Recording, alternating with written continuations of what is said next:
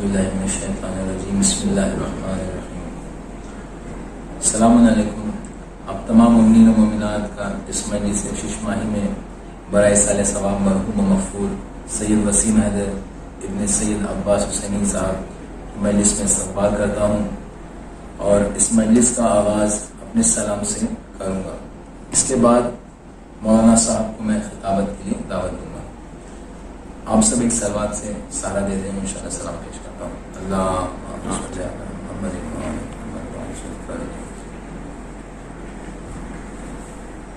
رک جاؤ اے سکینہ،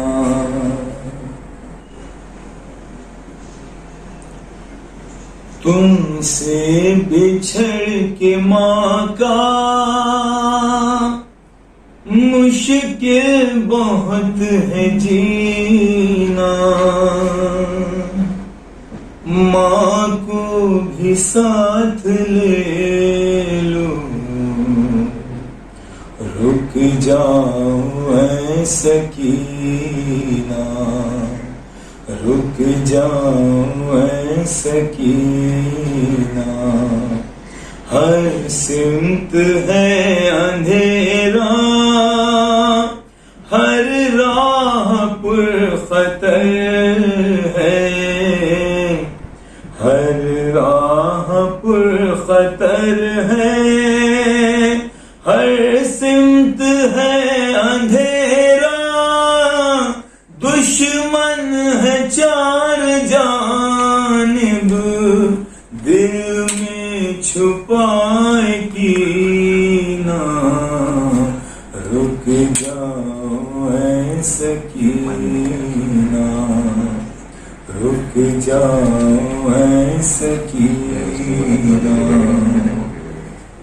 آ جاؤ میں سلا دوں سر زانوں پہ رکھ کر، سر زانوں پہ رکھ کر، آ جاؤ میں سلا دوں، زخمی بہت ہے بیوی تیرے پہ در کا سینہ، رک جاؤ اے سکینہ، رک جاؤ اے سکینہ،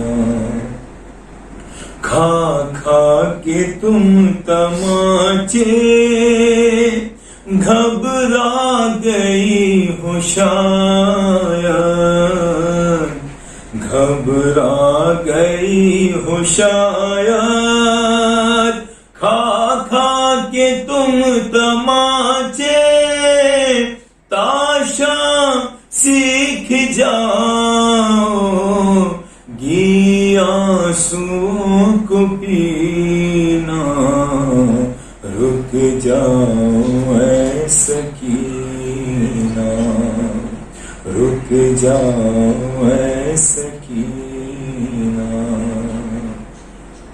رخ پر لہو جمع ہے، کانوں سے خون ہے جاری، کانوں سے خون ہے جاری، رخ پر لہو جمع ہے، بیٹا تڑپ اٹھے گا جانے شہ مدینہ، رک جاؤ اے سکینہ،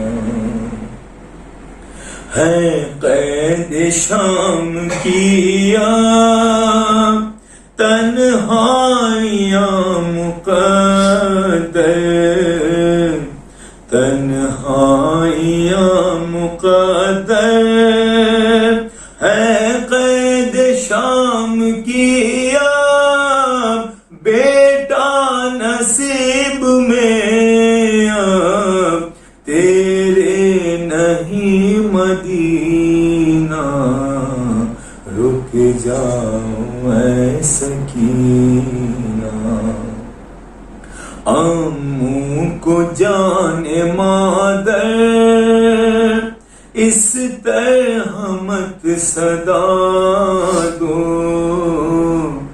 اس طرح مت صدا دو، امو کو جان مادر غیرت سے آن جائے، عباس کو پسینہ رک جاؤ اے سکینہ، یہ بے کسی غربت یہ دشت نینوا کا، یہ دشت نینوا کا، رک جاؤ اے سکینہ، یہ بے کسی غربت یہ دشت نینوا کا، یہ دشت نینوا کا، یہ بے کسی غربت ڈوبا کہاں ہے آ کر تقدیر کا سفینہ، رک جاؤ اے سکینہ، رک جاؤ اے سکینہ، تم سے بچھڑ کے ماں کا مشکل بہت ہے جینا، ماں کو بھی ساتھ لے لوں،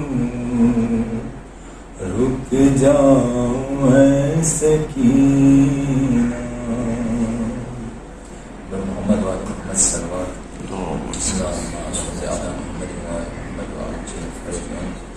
اور میں جناب مولانا سید فیضان حیدر جوادی صاحب کو دعوت دوں گا کہ وہ خطابت کریں اور مجلس کا آغاز کریں۔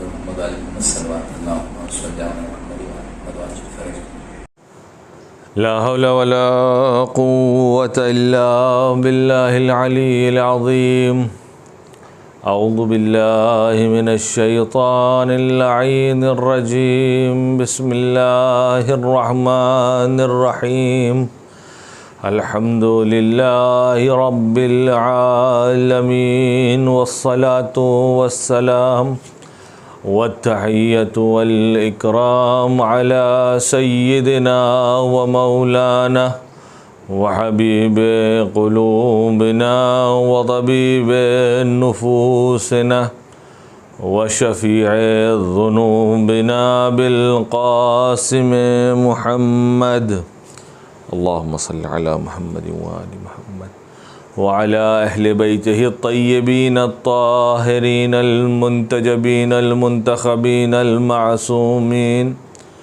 الذين أذهب الله عنهم الرجس وطهرهم تطهيرا اللهم صل على محمد وآل محمد ولعنة الله على أعدائهم أجمعين من يوم عداوتهم إلى قيام يوم الدين أما بعد فقد قال الله الحكيم في كتابه الكريم وقوله الحق وهو أصدق القائلين بسم الله الرحمن الرحيم وقضى ربك ألا تعبدوا إلا إياه وبالوالدين إحسانا صلوات پڑھ دیں محمد وآل محمد اللہم صلی علی محمد وآل محمد۔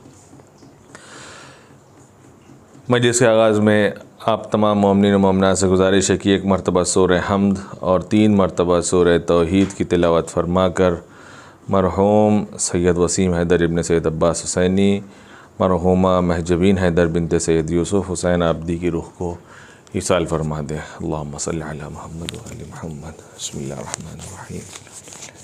الرحمن الرحیم مالک یوم الدین ایاک نعبد اهدنا الصراط المستقيم صراط الذين أنعمت عليهم غير المغضوب عليهم ولا الضالين. بسم الله الرحمن الرحيم. الله أحد الله ولم يكن له كفوا أحد. بسم الله الرحمن الرحيم. الله أحد الله لم يلد ولم يولد ولم يكن له كفوا. بسم الله الرحمن الرحيم. الله أحد الله الصمد لم يلد ولم يولد ولم يكن له كفوا أحد. اللهم صل على محمد صل على محمد وآل محمد. اللهم صل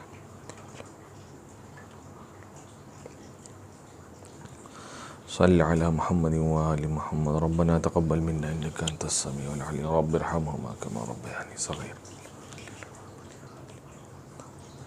ایک صلوات پڑھنے پر محمد و آل محمد. اللہم صل علی محمد و آل محمد. پروردگار عالم اپنی پاک و پاکیزہ و منزہ کتاب میں یہ ارشاد فرما رہا ہے قضا ربک الا تعبدوا الا ایاہ. پروردگار کا یہ حتمی فیصلہ ہے کیا انسان کو کسی کی عبادت نہیں کرنا چاہیے سوائے اس کے. وبالوالدین احسانا، اور اپنے والدین کے ساتھ احسان کرنا چاہیے. آج کی مجلس دو ایسے مرحومین کی ایصال ثواب کی مجلس ہے جن کو خود حقیر نے اپنے بچپنے سے دیکھا اور نہ فقط وقتاً فوقتاً ملاقات رہی بلکہ بہت نزدیک سے آنا جانا رہا اور کافی طویل عرصہ مرحومین کے گھر میں آنا جانا ان سے رابطہ رہا اور بہت محبت بہت شفقت کہ جیسے اپنے بچوں کے ساتھ وہ محبت و شفقت سے بات کیا کرتے تھے اسی انداز میں ہر انسان جو ان کے گھر میں آنے جانے والا تھا اس سے اسی لہجے میں اسی محبت و شفقت سے ساتھ باتیں کیا کرتے تھے. مجھے آج بھی یاد ہے کہ جب گھر جانا ہوتا تھا تو مرحومہ ہمیشہ دعائیں دیا کرتی تھی، ہمیشہ خیریت پوچھا کرتی تھی اور مرحوم بھی اپنے بیٹوں کی طرح جیسے اپنے بیٹوں سے اگر کوئی ضرورت کے وقت کوئی کام ہوتا تھا تو بالکل اپنے بیٹوں کے انداز میں بات کیا کرتے تھے اور اسی لہجے میں اسی انداز سے ہمیشہ باتیں کرتے تھے، پوچھتے تھے اور خیال رکھا کیا کرتے تھے. کبھی یہ محسوس ہی نہیں ہوتا تھا کہ میں اپنے گھر میں ہوں یا مرحوم کے گھر پر ہوں یا ہمارا اور ان کا کوئی نسبی رشتہ نہیں ہے، کوئی خونی رشتہ نہیں ہے. کیوں؟ یہ وہ چیزیں ہیں جو اللہ والوں میں پائی جاتی ہیں. اگر میں دوسرے الفاظ میں کہوں کہ میں نے ان کو اس انداز سے پایا کہ جیسے قرآن کی آیت ترجمہ کرتی ہے کہ انما المؤمنون اخوہ، کہ مومنین ایک دوسرے کے برادر ہیں. اس کے لیے رشتہ داری ہونا، قرابت داری ہونا، کوئی ریلیشن ہونا یہ ضروری نہیں ہے، بلکہ ایک مومن اگر دوسرے مومن سے جب کبھی ملے تو اس کے ساتھ اس طریقے کا رابطہ ہو جیسے کہ اپنے حقیقی بھائی کے ساتھ ہوتا ہے. کیوں؟ قرآن کہہ رہا ہے کہ انما المؤمنون اخوہ، یعنی دو مومن چاہے وہ رشتہ دار نہ ہو، چاہے وہ قرابت دار نہ ہو، چاہے وہ دوست نہ ہو، چاہے وہ پڑوسی نہ ہو، چاہے ایک شہر کے رہنے والے نہ ہو، لیکن اگر مومن ہے تو دونوں کے درمیان میں رابطہ ایسے ہونا چاہیے جیسے دو بھائیوں کا ہوتا ہے. اور میں نے بھی اس گھر میں یہی ماحول پایا کہ جب کبھی جاتے تھے تو بالکل ایسا معلوم ہوتا تھا جیسے اپنے چچا کے گھر میں، اپنے بڑے ابا کے گھر میں. وہی طریقہ، وہی انداز، وہی مسکراہٹ، وہی شفقت جو ایک سگے چچا، ایک سگا رشتہ دار کسی دوسرے کو دیتا ہے، وہی انداز میں نے مرحوم کا دیکھا۔ جس آیت کو میں نے آپ کے سامنے تلاوت کی ہے اس میں خداوند متعال یہ ارشاد فرما رہا ہے قضا ربک الا تعبدوا الا ایاہ، کہ اللہ کا حتمی فیصلہ ہے کہ سوائے اس کے کسی اور کی عبادت نہ کی جائے، وبالوالدین احسانا، اور اپنے والدین کے ساتھ احسان کریں۔ قرآن مجید میں 4 مقامات پر یہ تعبیر استعمال کی گئی ہے، وبالوالدین احسانا۔ 4 جگہ پر یہ کہا گیا کہ اپنے والدین کے ساتھ احسان کیجئے، اپنے والدین کے ساتھ نیکی کریے، یعنی اس طریقے سے اپنے والدین کے ساتھ رہیے، اس طریقے کا برتاؤ کیجئے کہ جیسے جس چیز کے لیے وہ مستحق ہیں۔ ہم اور آپ اکثر یہ محسوس کرتے ہیں اور اپنے اعتبار سے جب کبھی اپنے والدین کی خدمت کرتے ہیں تو یہ محسوس ہوتا ہے کہ ہم بہت خدمت کر رہے ہیں، بہت لائق بچے ہیں، بہت لائق بیٹے ہیں، اور ہم سے جو کچھ بن پڑ رہا ہے اپنے والدین کے لیے کر رہے ہیں۔ اور گویا اس آیہ قرآن کو ہم اپنی زندگی میں پیادہ کر رہے ہیں، ہم اپنی زندگی میں سے امپلیمنٹ کر رہے ہیں، لیکن جب رسول سے کسی نے آ کر یہ سوال پوچھا، پیغمبر اسلام مکہ مکرمہ میں خانہ کعبہ کے اطراف میں طواف فرما رہے ہیں، اور ایک مرتبہ ایک عربی اپنے شانوں کے اوپر اپنی ماں کو لادے ہوئے طواف میں آپ کے ساتھ ساتھ چل رہا ہے۔ ایک مرتبہ اس کی نگاہ پیغمبر پر پڑی، اور نگاہ پڑنے کے بعد اس نے پیغمبر سے خطاب کیا اور کہا، یا رسول اللہ، یہ میری ماں ہے جسے میں نے اپنے دوش پر حمل کیا ہوا ہے، اپنے کاندھوں پر اٹھائے ہوا ہوں، اور اسے میں بہت دور سے اپنے وطن سے لے کر کے آیا ہوں یہاں حج کے لیے، اور اس کی میں خدمت کرتا ہوں، اس کے لیے کھانا پروستا ہوں، اسے اپنے ہاتھوں سے کھانا کھلاتا ہوں، اور اس کام کو کرتے ہوئے مجھے سالہ گزر گئے ہیں، تو کیا میں نے اپنی ماں کے احسانات کو برابر کر دیا، یا اس کے احسانات کو اتار دیا، یا اس نے جو زحمتیں و مشقتیں مجھے پیدا کرنے میں اور میری تربیت میں کی ہے اس کا بدلہ چکا دیا؟ پیغمبر اسلام اس کی طرف نگاہ کرتے ہیں اور مسکراتے ہیں اور کہتے ہیں کہ تو نے ابھی اس چیخ کا بھی، اس تکلیف کے ایک ذرے کا بھی حق ادا نہیں کیا کہ جو تکلیف تیری ماں نے تیرے ولادت کے وقت برداشت کی تھی۔ اللہ اکبر! کتنا بڑا حق ہوتا ہے والدین کا بچوں کے اوپر،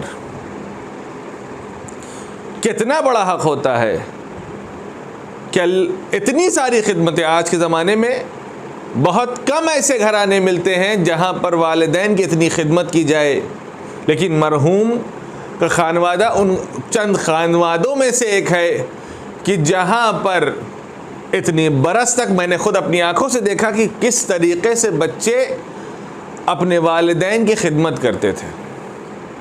اگر کہیں باہر کی بات ہوتی، کسی کی سنی سنائی بات ہوتی تو میں شاید اس طریقے سے گواہی نہ دے سکتا، لیکن یہ میں نے اپنی آنکھوں سے دیکھا ہے کہ جس طریقے سے ان کی خدمت کی جاتی تھی۔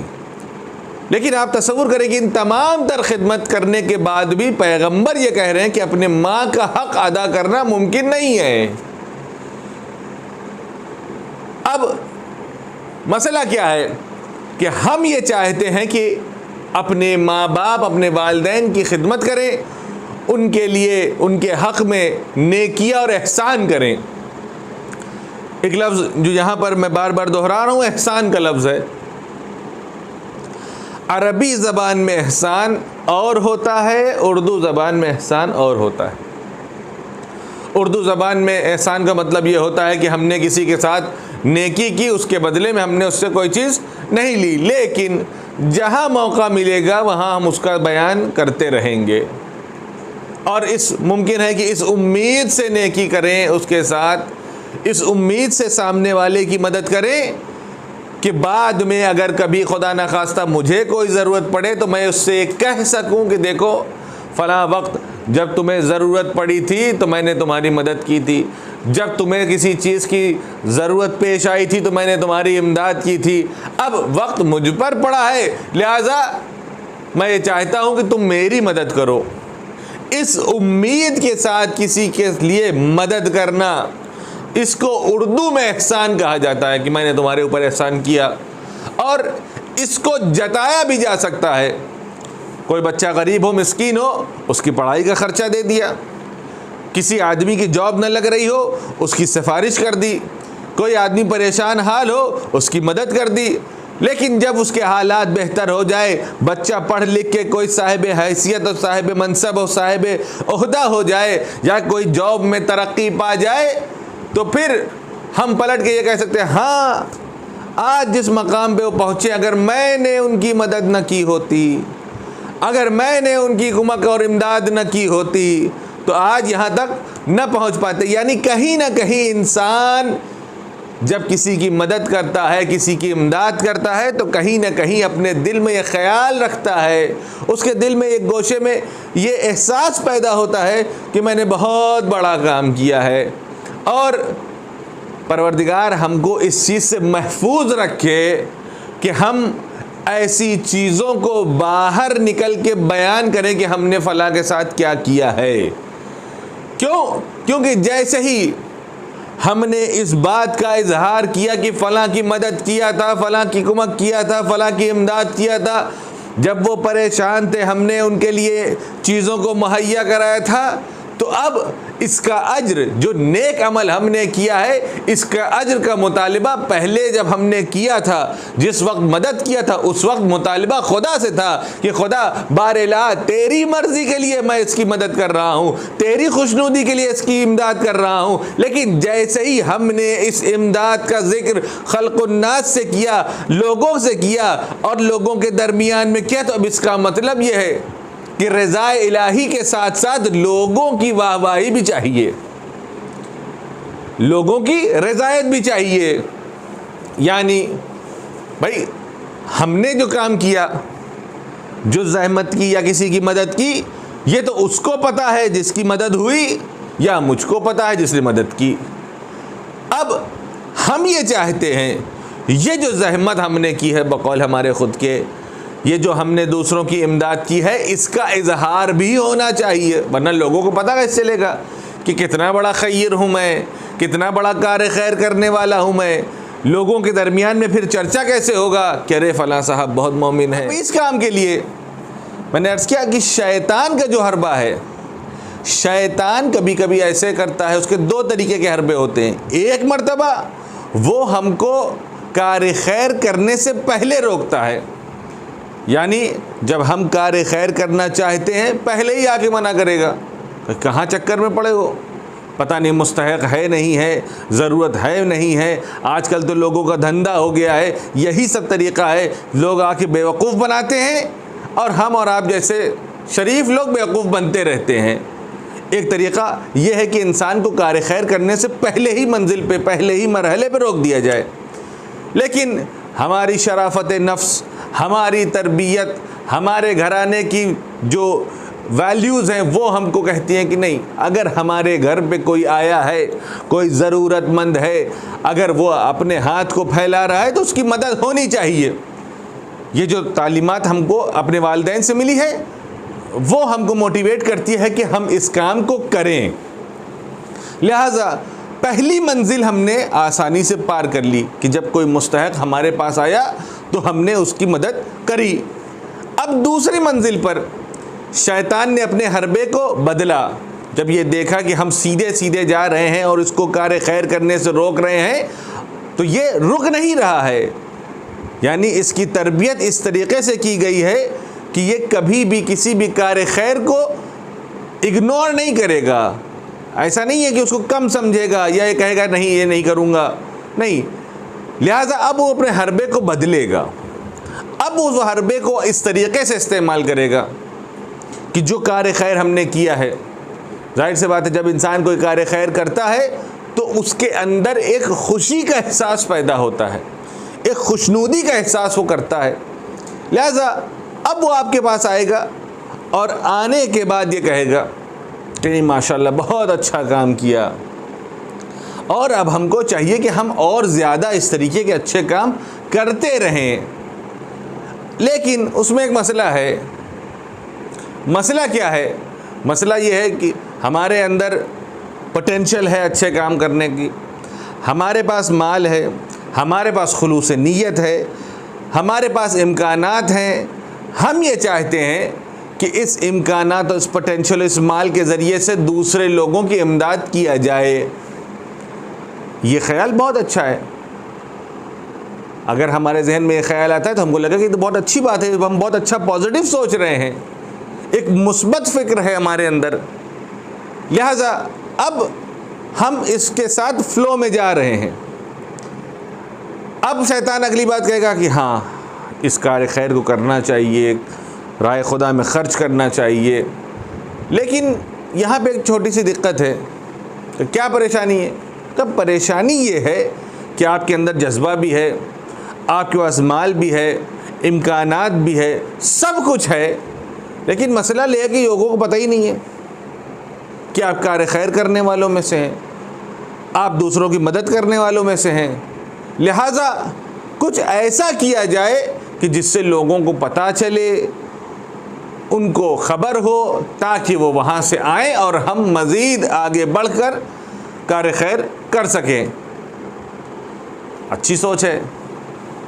اور جیسے ہی یہ طے ہوا کہ اب یعنی جو ہم نے ایک مرتبہ کار خیر کیا ہے اس کا سہارا شیطان نے لیا. دیکھیے یاد کرو اس دن ہم نے جو ہے ایک فقیر کی مدد کی تھی، ایک فلاں ضرورت مند آدمی کی امداد کیا تھا، ایک فلاں کی ضرورت کو پورا کیا تھا. یاد کرو اب جب ہم ان چیزوں کا بیان لوگوں کے درمیان میں کریں گے تو پھر اس بیان کو سن کر جو دیگر مستحق ہیں وہ بھی ہمارے دروازے تک آئیں گے، اور جب وہ ہمارے پاس آئیں گے تو پھر ہم ان کی مدد کریں گے. یہ بہت ہی حسین انداز ہے شیطان کا کہ جس انداز کے ذریعے سے وہ انسان کو ورغلا رہا ہے، بہکا رہا ہے، تاکہ انسان جو اس کی خصلت میں ہے کہ وہ جب کوئی نیک عمل کرے جو اس کو خوشنودی ملتی ہے، جو اس کو اچھا محسوس ہوتا ہے، اس اچھے محسوس ہونے کے چکر میں پڑ جائے اور رضا الہی کو، خوشنودی خدا کو بھول جائے. اب وہ یہ محسوس کر رہا ہے کہ میں کام کر رہا ہوں خدا کے لیے، لیکن در واقع وہ کام کر رہا ہے اپنی خوشنودی کے لیے، اپنے لیے کہ مجھے اچھا لگ رہا ہے. شیطان کس طریقے سے کتنی مینیپولیٹو انداز میں آنے کے بعد انسان کے اچھے کاموں کو خراب کرتا ہے. ہم یہ سمجھتے ہیں کہ ہم بہت چالاک ہیں، بہت سمجھدار ہیں، لیکن جہاں پر ہم سوچنا بند کر دیتے ہیں وہاں سے شیطان سوچنا شروع کرتا ہے. اللہ کا جو نظام ہے اس نظام میں کبھی اس بات کی ضرورت نہیں ہے کہ انسان مستحق تک جا کے ڈھونڈے اور ڈھونڈنے کے بعد اس تک امداد کو پہنچائے. حالانکہ یہ بھی ایک طریقہ ہے، لیکن جو سیرت ائمہ و سیرت اہل بیت علیہم السلام ہے اس کا انداز یہ ہے کہ اس انداز سے دیا جائے کہ اگر داہنے ہاتھ سے دے رہا ہے تو بائیں ہاتھ کو خبر نہ ہو. بیان کرنے کی ضرورت نہیں ہے کہ ہم جا کے سب کو بیان کریں کہ ہم نے کس کے ساتھ کار خیر کیا ہے، کس کے ساتھ کار خیر نہیں کیا ہے. اللہ کا نظام یہ ہے کہ جب کبھی وہ یہ چاہتا ہے، کسی کو یہ توفیق دیتا ہے کہ کار خیر کرے، تو دوسری طرف سے اس کے لیے مستحق کا بھی انتظام کرتا ہے. یہ ایک ایسا نظام ہے کہ دو طرفہ ہے، دو جانبہ ہے. کار خیر کرنے والے کو مستحق کی ضرورت ہوتی ہے اور مستحق کو کار خیر کرنے والے کی ضرورت ہوتی ہے. دونوں کو ایک دوسرے کی ضرورت ہوتی ہے، ورنہ ہمارے پاس مال ہو، دولت ہو، سرمایہ ہو، توفیق ہو، لیکن اگر سامنے کوئی مستحق نہ ہو جو ہم سے اس مال کو قبول کر لے، ہم سے لے لے، تو پھر یہ تمام چیزیں ہونے کے باوجود بھی کسی کام کی، کسی فائدے کی نہیں رہ جاتی ہیں۔ یہ سامنے والے مستحق بھی ایک نعمت ہے اللہ کی جانب سے۔ آپ تصور کریں کہ مستحق نہ ہو، جیسا کہ روایات میں ہے کہ آخر الزمان میں جب آخری امام کی حکومت ہوگی اور اس حکومت کا انداز کچھ یوں ہوگا کہ عدل و انصاف سے بھری ہوئی دنیا ہوگی، اس میں نہ کوئی ضرورت مند ہوگا نہ کوئی فقیر ہوگا، اس میں جب انسان کے پاس مال آ جائے گا، صدقہ ہو، کار خیر کے لیے خیرات ہو، دوسری امانتیں ہو، رقوم شریعہ ہو، انسان اپنے گھر سے نکلے گا اس کو دینے کے لیے، لیکن باہر کوئی مستحق اس کو نہ ملے گا، تو انسان مجبور ہو کر کے اپنے اس مال کو زمین میں دفن کر دے گا۔ کیوں؟ کیونکہ کوئی مستحق، کوئی لینے والا ہی موجود نہیں ہے۔ یہ بھی ایک نعمت ہے پروردگار کی کہ ہم دینے والے جہاں رکھا ہے وہاں لینے والے کو بھی رکھا ہے، ورنہ بعض ممالک میں ایک بہت بڑا مسئلہ ہے کہ جہاں پر جو لوگ مثال کے طور پر یورپ اور امریکہ میں رہتے ہیں، اب اگر انہیں کفارہ دینا ہے، 60 مسکین کو کھانا کھلانا ہے، کیونکہ شرائط میں کہ امامیہ ہونا چاہیے، 12 امامی ہونا چاہیے۔ اب اپنے اطراف میں جب ڈھونڈنا شروع کیا تو الحمدللہ وہاں پہ سب رفاہیات ان کے پاس ہے، امکانات ان کے پاس ہے، ریسورسز ہیں، سب صاحب حیثیت ہے، مسکین ہی نہیں مل رہا ہے کہ جس کے ذریعے سے اس کفارے کو ادا کیا جا سکے۔ کیا کرے گا؟ اس کی گردن پہ باقی ہے۔ اگر کسی نے مثال کے طور پر روزہ اس کا ٹوٹ گیا ہے، یا تو وہ 60 عدد روزہ رکھے یا تو 60 مسکین کو کھانا کھلائے۔ اب اس کے پاس مال ہے، دولت ہے، سب کچھ ہے، وہ چاہتا ہے کہ میں کھانا کھلا دوں، لیکن مسکین نہیں ہے۔ تو ایسا نہیں ہے کہ مسکین کا ہونا بھی ایک نعمت ہے۔ اگر وہ مستحق ہمارے پاس نہ ہوگا تو ہم بدبخت و بیچارہ ہو جائیں گے، اس کو دے کسے؟ بلکہ عام طور پہ یہ ہوتا ہے کہ ہمیں یہ لگتا ہے کہ ہم نے کسی کو صدقہ دے کر کے، کسی کو خیرات دے کر کے، کسی کو سہم سعادات دے کر کے ہم نے اس کی مدد کی ہے۔ نہیں، یہ ہمارا خیال ہے کہ ہم نے اس کی مدد کی ہے، ہم نے اپنی مدد کی ہے، ورنہ یہ امانت جب تک ہمارے پاس رہتی تب تک ہمارے اوپر اس کی ذمہ داری بنی رہتی، اور اگر انسان کے اوپر یہ مال باقی رہ جائے اور وقت رہتے ادا نہ کر سکے اور اس دنیا سے خدا نخواستہ رخصت ہو جائے تو وہاں جانے کے بعد حساب دینا پڑے گا کہ جب تم نے صدقہ نکالا، جب تم نے مال خیر کے لیے خیرات نکالا، جب تم نے سہم سعادات نکالا تو پہنچایا کیوں نہیں؟ کہتے ہمارے پاس نہیں تھا۔ نہیں، آپ کی ذمہ داری ہے کہ آپ جائیے، ڈھونڈیے۔ آپ کے شہر میں نہیں ہے، دوسرے شہر میں جائیے، آپ کے ملک میں نہیں ہے، دوسرے ملک میں جائیے، آپ کی ذمہ داری ہے کہ اس کو پہنچائیے۔ تو مسکین اور فقیر کا ہونا بھی ایک نعمت ہے کہ ہم جو ہمارے شرعی وظیفہ ہے ہم اس کو ادا کرتے ہیں۔ کار خیر دو جانبہ ہوتا ہے، دو طرفہ ہوتا ہے۔ جہاں مستحق کو، مسکین کو ضرورت ہوتی ہے کار خیر کرنے والے کی، وہاں کار خیر کرنے والے کو ضرورت ہے اس مسکین کی۔ کوئی نہ ایک دوسرے کے اوپر احسان کرتا ہے، نہ کوئی کسی کے اوپر اس کے اوپر کوئی بہت بڑا کرم کرتا ہے، دونوں ایک دوسرے کے لیے برابر کے ضرورت مند ہیں۔ اور اللہ بھی اس بات کا خیال رکھتا ہے کہ نظام باقی رہے اور اسی طریقے سے چلتا رہے جیسا چل رہا ہے۔ جب کسی مستحق کو کچھ دینا چاہتا ہے تو اللہ کار خیر کرنے والے کے دل میں وہ جذبات ڈال دیتا ہے، وہ توفیق اسے دے دیتا ہے کہ وہ مستحق کی مدد کرے۔ ایک صاحب حیثیت، ایک صاحب مال و دولت کا واقعہ ہے، دنیا کی ہر نعمت اس کے پاس ہے، مال ہے، دولت ہے، گھر ہے، گاڑی ہے، بنگلہ ہے، کام ہے، بزنس ہے، سب کچھ ہے۔ ایک چیز نہیں ہے، وہ ہے اطمینان، وہ ہے چین، وہ ہے سکون نہیں ہے۔ ہمیشہ بے چین رہتا ہے، ہمیشہ پریشان حال، ڈپریس۔ جو آج کل ایک بہت بڑی پریشانی ہے وہ ڈپریشن کی ہے، ڈپریشن میں رہتا ہے، راتوں میں نیند نہیں آتی ہے، چین سے سو نہیں سکتا ہے. خود یہ سونا کتنی بڑی نعمت ہے کہ چین سے آدمی چند گھنٹے سو جائے. یہ مرد مسلمان راتوں میں بے چین ہے, مال و دولت والا سب کچھ ہے, لیکن رات میں نیند نہیں آتی ہے. ایک شب یہ اپنے گھر میں بیٹھا ہوا ہے, بے چینی کا عالم ہے, نیند آ نہیں رہی ہے, تو اس نے طے کیا کہ میں اپنے گھر سے باہر نکلتا ہوں, کچھ دور واک کروں گا, واک کرنے کے بعد ممکن ہے کہ تھک جب جاؤں گا تو اس کے بعد مجھے نیند آ جائے گی اور میں آ کے سو جاؤں گا. اپنے گھر سے نکلا, کچھ دور پہنچا کہ وہاں پر ایک جھوپڑے سے ایک مرد کے رونے کی آواز آ رہی تھی. یہ انسان اس جھوپڑے کے نزدیک پہنچا اور جانے کے بعد اس نے وہاں پر کھڑے ہو کر آواز دی کہ کیا کوئی ہے, کون رو رہا ہے, کیا کوئی پریشانی ہے. اندر سے وہ مرد, وہ انسان جو گریہ کر رہا تھا, اپنے جھوپڑے سے باہر آیا. آنے کے بعد اس نے پوچھا تم کون؟ کہا کہ میں پاس میں ہی رہتا ہوں, میں یہاں سے گزر رہا تھا, جب میں نے تمہارے رونے کی آواز سنی تو میں یہاں آ گیا. میں جاننا چاہتا ہوں کہ کیا تمہیں کوئی پریشانی ہے, کوئی تکلیف ہے.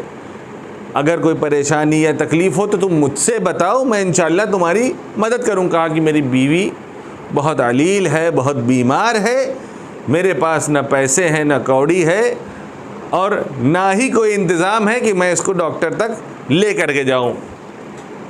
رات کے اندھیرا تھا. اس نے کہا کہ تم پریشان مت ہو, میں اپنی گاڑی منگواتا ہوں اور تمہیں لے کر کے اور تمہاری زوجہ کو لے کر کے ڈاکٹر کے پاس چلتا ہوں, اور انشاءاللہ جو کچھ بھی علاج کا خرچ ہوگا میں دوں گا. اس نے بھی کہا کہ آپ کا بڑا شکر ہے, بڑا ہی کرم ہوگا کہ اگر آپ یہ رحمت فرمائیں. اس نے گاڑی منگوائی, دونوں کو گاڑی میں بٹھایا, ڈاکٹر کے پاس لے کر کے گیا. ڈاکٹر کے پاس جانے کے بعد اس کا علاج کروایا, دوا دلوائی اور واپس اس کے جھوپڑے پہ اس کو پہنچا دیا. اور عام طور پہ جیسے طریقہ ہوتا ہے, اور اس کام کو کرنے کے بعد اس کے اندر وہ خوشی کا احساس ہوا کہ میں نے ایک آدمی کی مدد کی, میں نے ایک آدمی کی امداد کی. تو اس نے کہا کہ بھائی ایسا ہے کہ میرا کارڈ ہے, اسے تم رکھ لو, جب کبھی کسی چیز کی ضرورت ہوگی تم مجھے بے جھجک فون کرنا. رات کا وقت ہو, دن کا وقت ہو, کسی بھی وقت تمہیں کسی بھی چیز کی ضرورت ہوگی بے جھجک مجھے فون کرنا, اور میں کوشش کروں گا کہ تمہاری چیز کو, تمہاری ضرورت کو پورا کر دوں. اس بندے مومن نے اس کا اس کارڈ لینے سے انکار کر دیا. اس نے کہا نہیں بھائی, مجھے آپ کا کارڈ نہیں چاہیے, آپ کا بہت شکریہ کہ آپ نے میری مدد کی. یہ بہت حیرت میں پڑ گیا.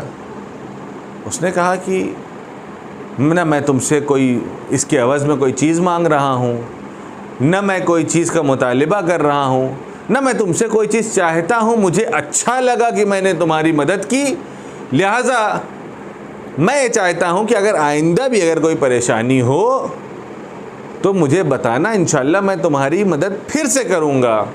یہ میرا فون نمبر, اسے تم رکھ لو. ہر عاقل آدمی وہاں پہ یہی سوچے گا کہ ہاں اس سے اچھا کیا آپشن ہو سکتا ہے کہ بھائی ایک مرد مومن, ایک مرد خیر ایسا مل گیا ہے جو کار خیر کرنے کے لیے آمادہ ہے. جس وقت بھی وہ کہہ رہا ہے کہ تمہیں ضرورت پڑے مجھے فون کرنا, میں حاضر ہو جاؤں گا. ایسا مومن آدمی آج کے زمانے میں کہاں ملتا ہے؟ اس کو چاہیے کہ اس کا کارڈ رکھ لے, اس کا فون نمبر سیو کر لے, یاد کر لے, جب ضرورت پڑے اسے فون کر دے. لیکن اس مومن نے ایک ایسا جملہ فرمایا, ایک ایسی بات بولی کہ جس کے بعد اس آدمی کے ہوش اڑ گئے. اس نے بولا بھائی تمہارا بہت شکریہ, میں تمہارا احسان مند ہوں کہ تم نے میری مدد کی, لیکن مجھے تمہارے نمبر کی ضرورت نہیں ہے. تو اس نے پوچھا آخر وجہ کیا ہے؟ کہ میں تم سے کہہ رہا ہوں کہ تم میرا نمبر رکھ لو، جب ضرورت ہوگی تو مجھے فون کرنا۔ کہا کہ تیرے آنے سے پہلے میں اپنے خدا سے مناجات کر رہا تھا کہ بار الہ تو کسی کو بھیج دے تاکہ میری مدد ہو سکے، میری کمک ہو سکے، میری امداد ہو سکے، مجھے اس مشکل سے نجات مل سکے۔ جس خدا نے تجھے رات کی تاریکیوں میں تیری نیند سے اٹھا کر تجھے تیرے گھر سے باہر نکال کر میرے جھوپڑے تک پہنچا دیا ہے، جو خدا یہ ایک بار کر سکتا ہے وہ خدا بار بار اس کام کو کر سکتا ہے۔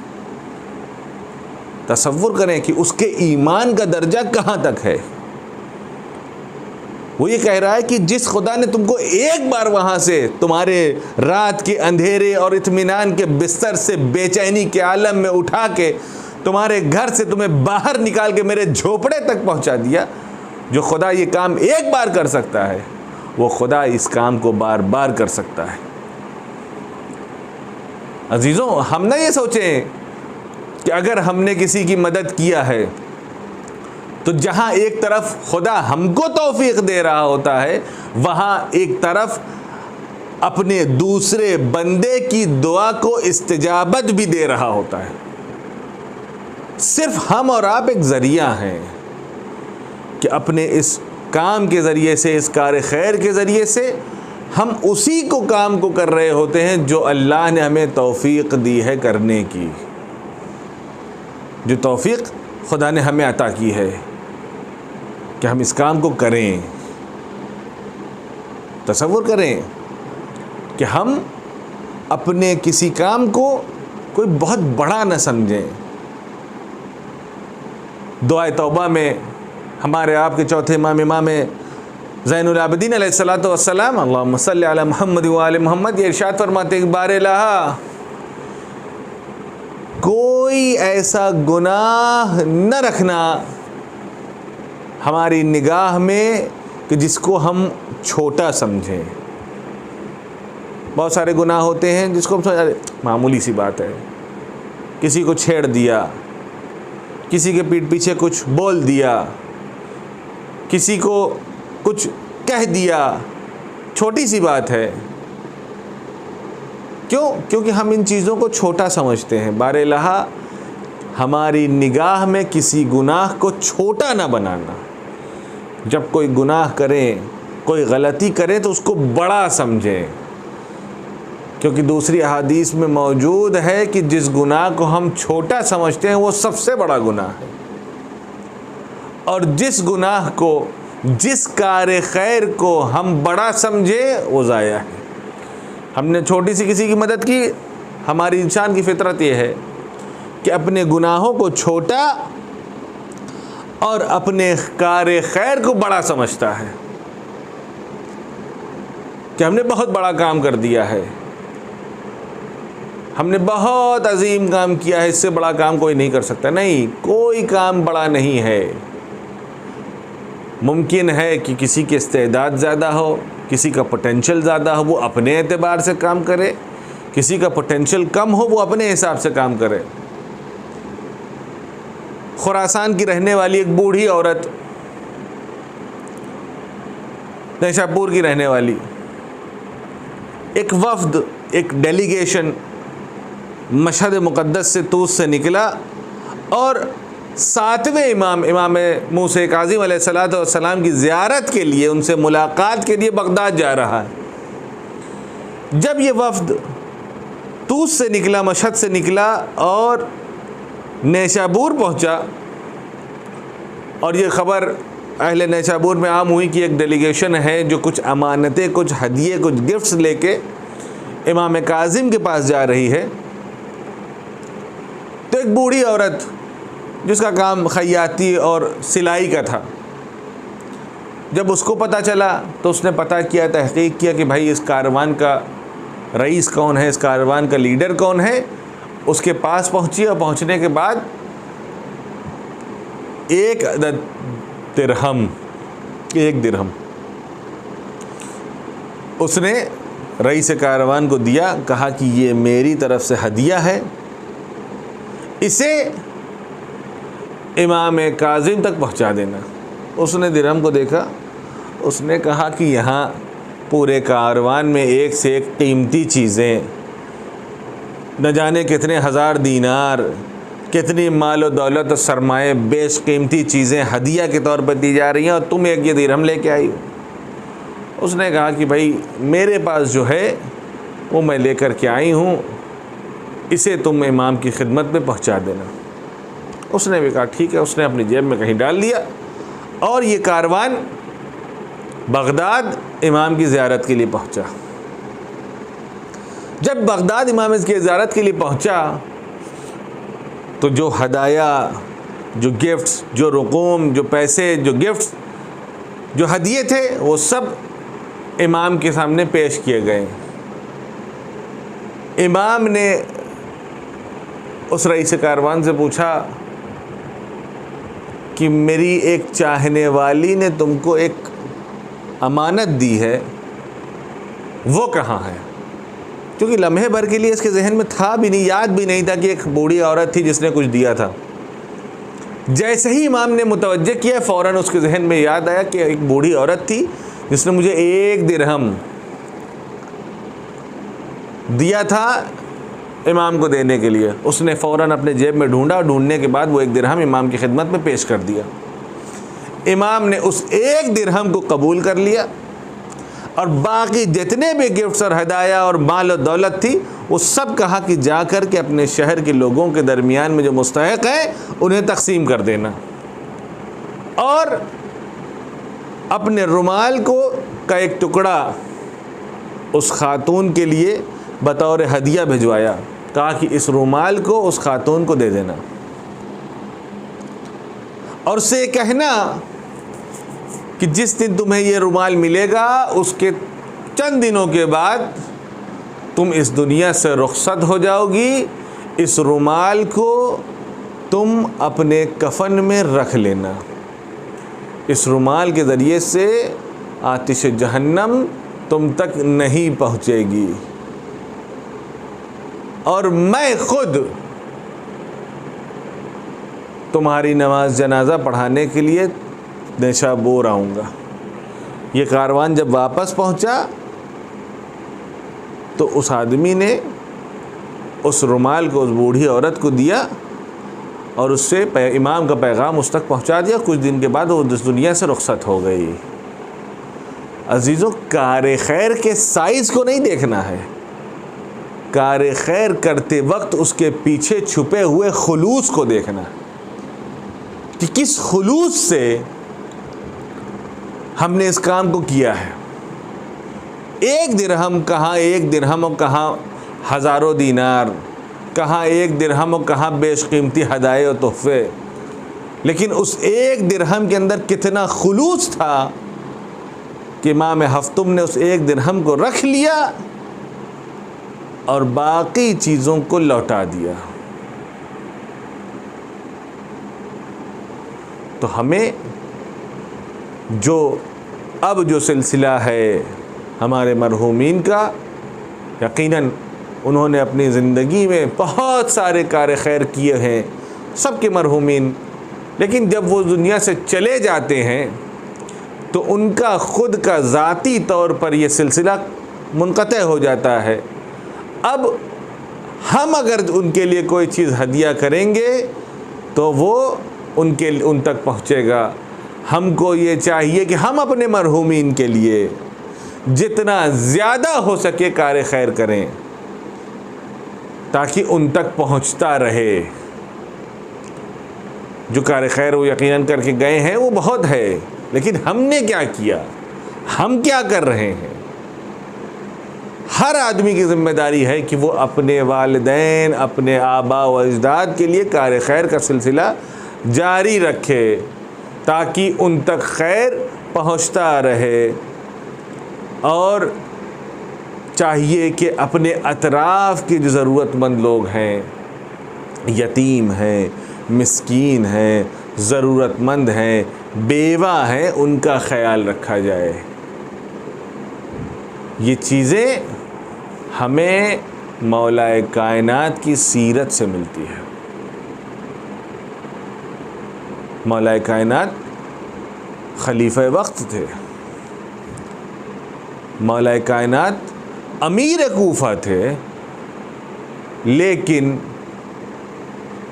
ہر شب جب اہل کوفہ سو جایا کرتے تھے تو اپنے کاندھوں پر روٹیاں لے کر ہر کے دروازے جایا کرتے تھے،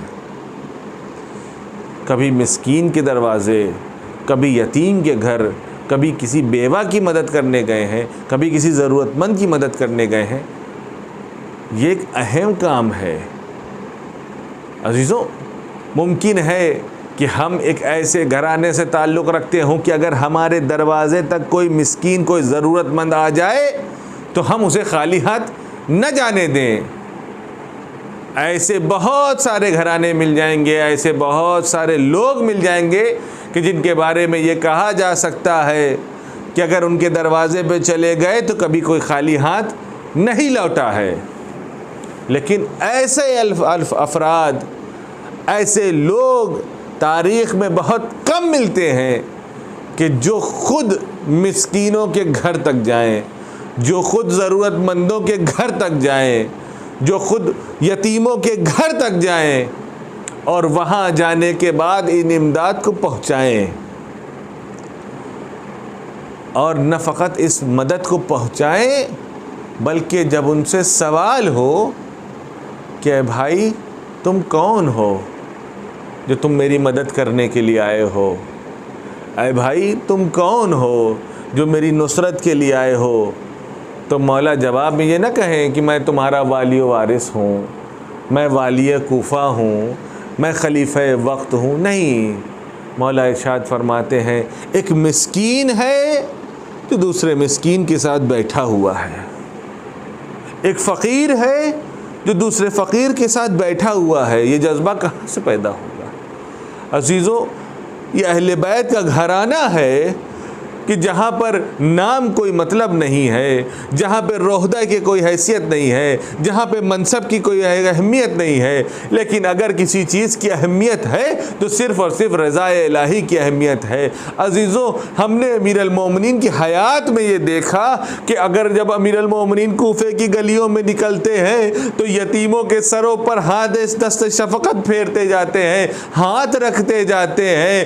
عزیزوں، ہم نے یہ طریقہ اہل بیت کا دیکھا کہ جب کوئی یتیم ہوتا ہے تو اس کو پوچھتے ہیں، اس کو تسلی دیتے ہیں۔ ہائے رے مظلومیت امام حسین، جب کربلا کے میدان میں آپ کو تو بھوکا اور پیاسا شہید کیا گیا، تو جب آپ کے چلے جانے کے بعد آپ کے بچے گریا کرتے ہیں، آپ کے بچے روتے ہیں، تو کوئی تماچے لگاتا ہے، کوئی تازیانے مارتا ہے۔ اجرکم اللہ۔ ہائے عزیزو، اس وقت کو بھی یاد کرے جب امام حسین مدینے سے نکل کر کوفے کی جانب جا رہے ہیں اور راستے میں جناب مسلم کی شہادت کی خبر ملی۔ امام حسین نے یتیمان مسلم کو بلایا، بلانے کے بعد اپنی زانو پر بیٹھایا، اب دست شفقت پھیرنا شروع کیا۔ جیسے ہی دست شفقت پھیرا، یہ بنی ہاشم کے بچے ہیں، فوراً بچے نے منہ کو موڑا، مولا کی آنکھوں میں آنکھیں ڈالا، کہا میرا بابا خیریت سے تو ہے، کیوں اس طریقے سے دست شفقت پھیر رہے ہیں؟ کہاں کوئی میرے بابا کے ساتھ کوئی حادثہ تو پیش نہیں آ گیا؟ امام نے سر کو جھکایا، گریا کرنا شروع کیا، کہا اے میرے بیٹے، تیرا بابا اب اس دنیا میں نہ رہ گیا، تیرا بابا چلا گیا، لیکن تم گھبرانا نہیں، ابھی تیرا چچا زندہ ہے، تیری دیکھ بھال تیرا چچا کرے گا۔ ہاں عزیزو، جب یہ واقعہ پیش آ رہا تھا، ایک 4 سال کی بچی تھی جو کونے میں کھڑے ہو کر یہ دیکھ رہی تھی کہ جب یتیم ہوتے ہیں تو ان کے سروں پر دست شفقت پھیرا جاتا ہے۔ کربلا میں جب امام کو شہید کیا گیا، جب کوئی آگے بڑھا ہوگا تو ایک مرتبہ بابا کی سیرت یاد آئی ہوگی، شاید دست شفقت پھیرے گا، شاید سینے سے لگائے گا، لیکن کیا معلوم تھا کبھی تماچے لگائے، کبھی تازیانے برسائے، کبھی گوشوارے چھینے، اور جب کبھی رونا چاہا تو ملعونوں نے کبھی رونے بھی نہ دیا۔ وَسَيَعْلَمُ الَّذِينَ ظَلَمُوا أَيَّ مُنقَلِبٍ يَنقَلِبُونَ اِنَّا لِلَّهِ وَإِنَّا إِلَيْهِ رَاجِعُونَ۔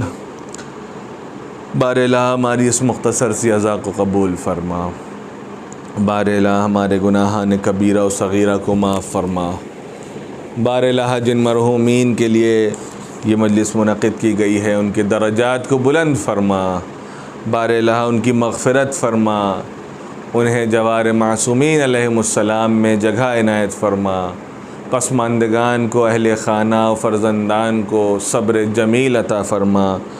بار الہ جو مومنین پریشان حال ہیں ان کی پریشانیوں کو دور فرما، بار الہ جو لوگ اس وبا کے دور میں اس بیماری میں مبتلا ہیں انہیں شفاء کامل و عاجل عنایت فرما، جو پریشان ہیں، جو بیمار ہیں ان کی پریشانیوں اور بیماریوں کو دور فرما، مومنین جہاں کہیں بھی ہیں ان کے جان مال عزت آبرو کی حفاظت فرما۔